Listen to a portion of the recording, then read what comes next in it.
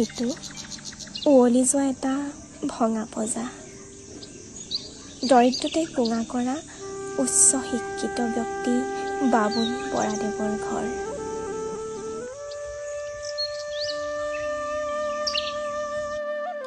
তিনিটা সন্তানেৰে ভৰপূৰ তেওঁৰ পৰিয়াল, কিন্তু ভঁৰাল উদং বাকচ। তেওঁ আজি ২৬ বছৰে এখন অপ্ৰাদেশিকৃত স্কুলত শিক্ষকতা কৰি আছে। অথচ চৰকাৰৰ সুদৃষ্টিৰ অভাৱ। তেওঁ দিনৰ প্ৰায় সময় বিদ্যালয়ত অতিবাহিত হয়, যাৰ বাবে আৰ্থিকভাৱে কোঙা পৰিয়ালটোৱে মুখত এমুঠি ভাত যোগাৰ কৰিবলৈও তেওঁ কেতিয়াবা আধা পেটে থাকিব লগা হয়। আৰু নিশাৰ ভাগত তেওঁ মজদুৰি কৰে, আনন্দ চাহ।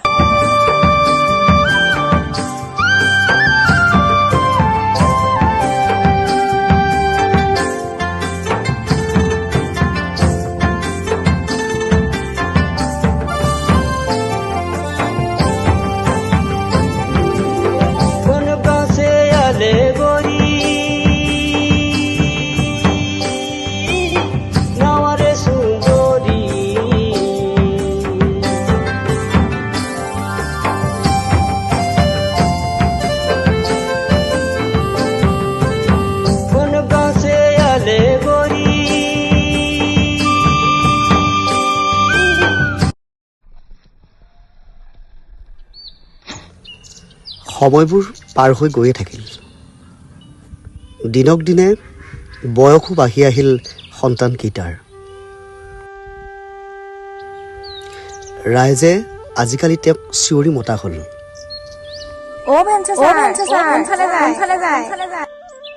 পাছে কাৰোৰ কথা নুশুনি বিদ্যালয়লৈ অহা যোৱাত তেওঁৰ চলিয়ে থাকিল, আৰু লগতে চলি থাকিল সন্ধিয়াৰ পৰা পুৱালৈ চাহ ফেক্টৰীৰ মজদুৰিৰ হাজিৰা কাম।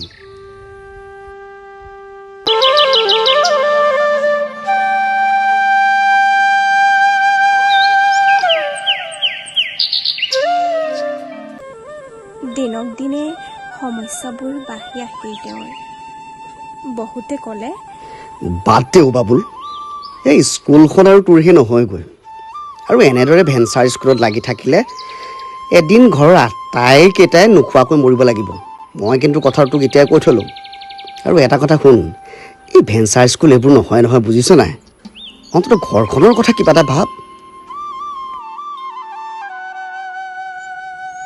পাছে তেওঁ কাৰোৰে কথা নুশুনে, মাথো এটাই কথা কয়, অঞ্চলটোৰ শিশুমুখাক মই অন্ধকাৰৰ মাজলৈ ঠেলি দিব নোৱাৰোঁ।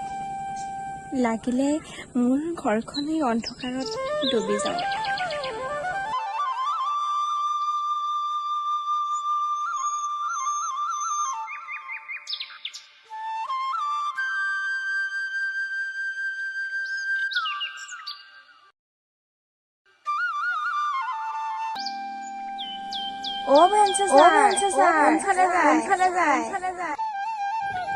লাহে লাহে তেখেতৰ পৰিয়ালত অভাৱৰ সংখ্যা বাঢ়িবলৈ ধৰিলে। ঘৰখনত দুবেলা দুমুঠি অভাৱ পূৰণ কৰিবৰ বাবে মানুহৰ ঘৰে ঘৰে তেওঁৰ পত্নী আৰু ডাঙৰ যিগৰাকীও এইবাৰ হাজিৰা কাম কৰিবলৈ ওলাল। কাৰোবাৰ ঘৰত বেৰ মোচা, নতুবা পথাৰত ধান দোৱা অথবা ৰোৱাৰ কামত।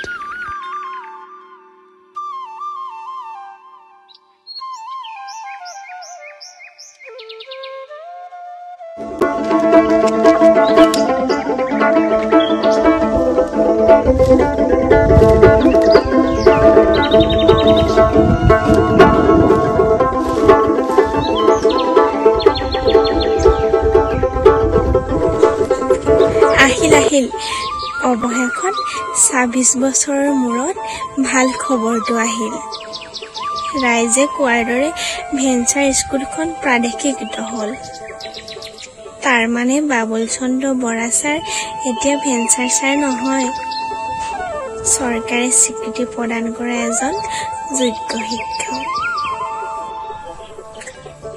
লাহে লাহে উৱলি যোৱা ঘৰখন এদিন পকী হ'ল। সদায় চাইকেল লৈ স্কুললৈ যোৱা বৰা ছাৰ আজিকালি মটৰ চাইকেল চলাইহে বিদ্যালয়লৈ আহে। বৰা ছাৰৰ ভাইক ৰঙাই মুখে শুনিলোঁ ছাৰে বোলে 4 চকাৰ গাড়ী এখনো ল'লে।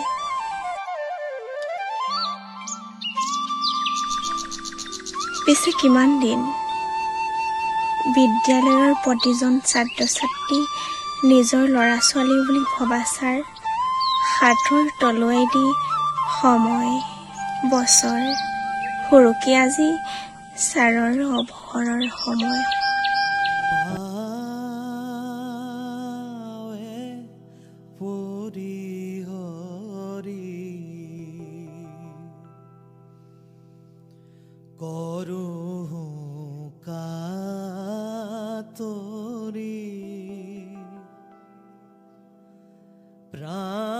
প্ৰাণ ৰাখবি মোৰ পাৱে পৰিহৰি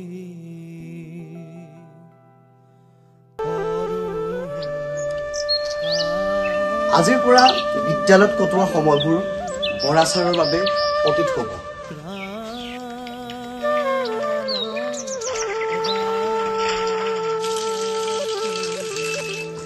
নতুনত্বৰ পম খেদি নতুন এজন শিক্ষকে আহি বৰা ছাৰৰ ঠাইখন ল'ব।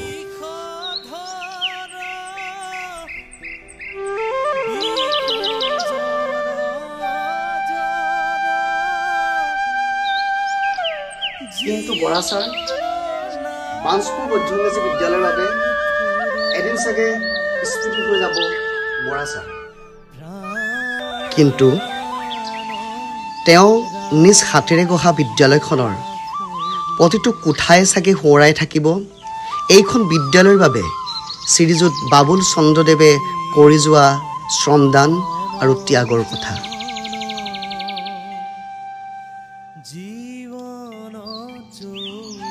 তেওঁ ৰুই থৈ যোৱা কৰ্দৈ জোপাই চাগে চিঞৰি ক'ব বিচাৰিব, বৰা ছাৰ, আপোনাৰ জীৱনটো সেউজীয়া হৈ উঠক মোৰ দৰে।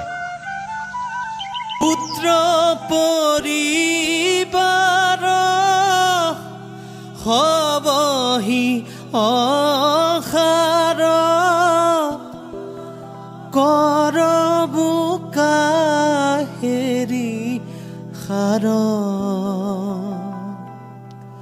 প্ৰাণ